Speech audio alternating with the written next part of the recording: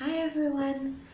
I wanted to speak today about what I do with my clients when I see them one-on-one, um, working with the angelic realm and ancestors to get information to really be of service and to help people to the best of my ability. By the time I recently put up videos about my experience with people that have passed over and how I first started to sense and feel that, and then how everything kind of started to open up after that. Um, when I started working with the angels, it was between 25 and 26, and I had this vivid dream. Nothing significant was going on at the time. I can't think of anything that would have opened that up. I mean, I always hold God in my heart. I really do pray every night. I was doing a lot of yoga at the time, maybe twice a day, maybe about 3 hours of yoga. So I don't know if that had anything to do with it. But I had this vivid dream where I saw these two guardian angels, and there was a person in between those guardian angels representing all of humanity. And it showed me that when we come into this world, we each have a set of two guardian angels that come in with us, and then another set that go with us when we pass away, as well as there's a whole host of different kinds of angels, archangels, messenger angels. I know just a bit of this. I mean, I'm scratching on the surface, but I'm just going to share a little of what I know. And I just knew for certain that we weren't alone. And it really touched me. I mean, I had tears when I woke up in the morning. I felt so moved by the experience because there are times where we all feel deeply isolated and disconnected from ourselves and one another. And I knew in that moment that we are truly never alone, that there are times that I might sit and I might cry and I might feel alone. And I've never gone back to that feeling of feeling that archetypal aloneness, because I know that when I'm feeling low or I'm down or I'm scared, I know my guardian angels are right next to me and they can hear me. And instead of kind of going further into the feelings, or um, just feeling lost, I ask my guardian angels for help. I say, I'm going through this at the moment. I'm feeling like this.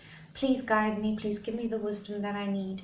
And we really, all of us, have this energy and angels accessible to every one of us, whether you hear them or you see them or you don't. They hear you, and their love is there, and they guide and they help you.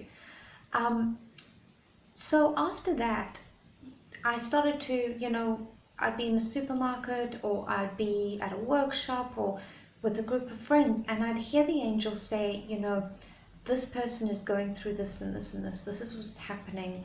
This is what they need to do to make it better. Go over there and tell them this is going to be okay and what they need to do. And I was like, no, I can't do that. I know, it sounds strange to say no to angels, but I mean the fear of walking up to a strange person and saying, all these personal things about them, and don't worry, I'll help you with it because the angel said so, really kind of freaked me out, and up until that point, I considered myself a very pragmatic, grounded, straight-laced person. I mean, this has surprised me, and it's been a calling, and it's been very hard for me to be able to admit this, to others, because I mean, let's be honest, people label you.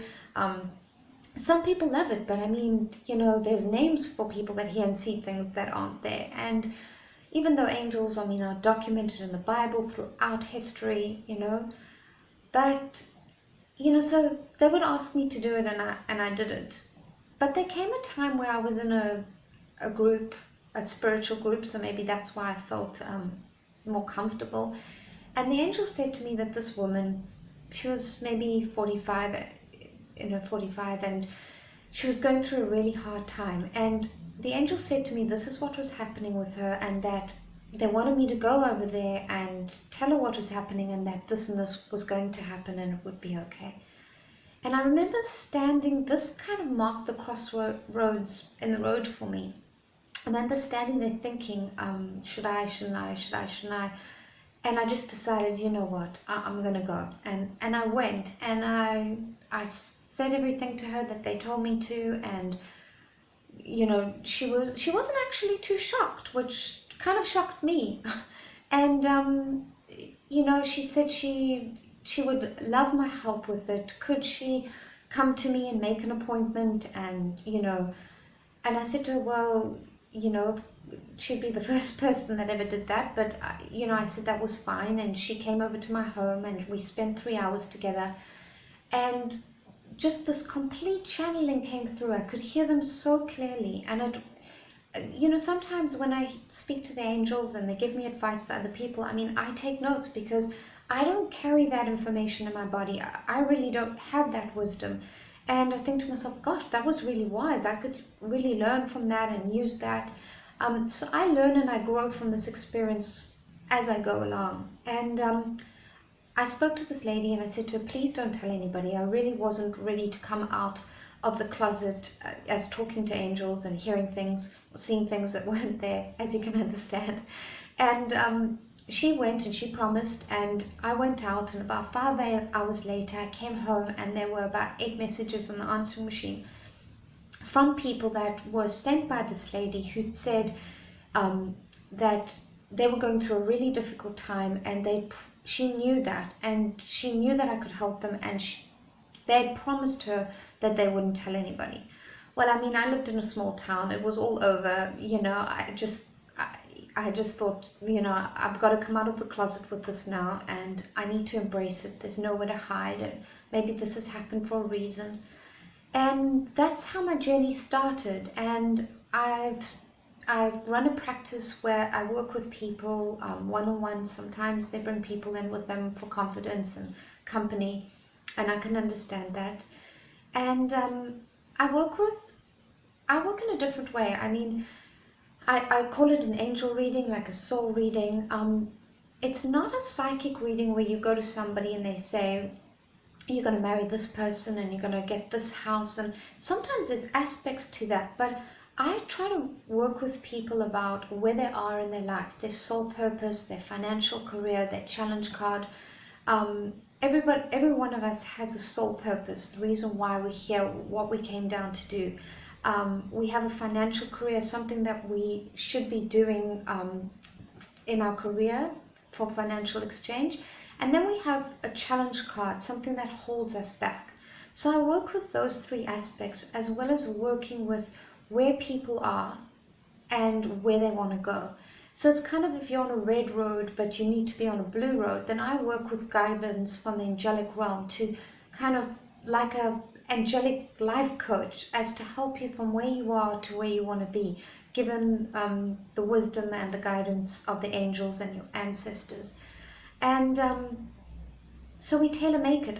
I don't believe that things are set in stone. I believe that you are the master of your fate and the captain of your destiny, that we create our reality through our daily actions, through the thoughts that we think. Basically, these sort of things, through the food that we eat, that our lives, there are some things that are kind of set, but there's a lot of freedom of choice. So I feel that sometimes you could have a reading and then 6 months it could change. So nothing is very concrete. So that's why I like to work with people in terms of what are they supposed to be doing, their reason for being here, and their deepest heart's desire. And with the help of the angels, really helping them to achieve and be in a place of peace within themselves and with the people around them, and to know why they're here and what they're supposed to be doing with their life. I can also look at past lives, different karmas with different people. I do a form of Reiki or body massage, just to sometimes help move old energies or stuck energies out of the body. It's an angelic healing.